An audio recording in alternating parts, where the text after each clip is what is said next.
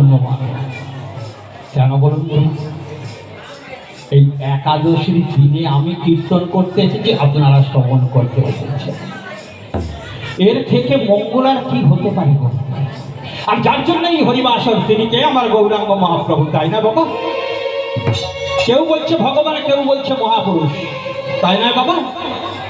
তাহলে যার জন্যই এত মহতি আয়োজন, আগে তার চরণ বন্দনাটা করে নেওয়া হোক, নাহলে তো তাকে যদি না আহ্বান করি বাবা কি করে হবে, তাই না? চলো আমরা এখানে কেন এসেছি? সবাই সংকীর্তন করতে এসেছি, তাই না? চলুন সবাই মিলে আমার সঙ্গে গাইবেন গৌরাঙ্গ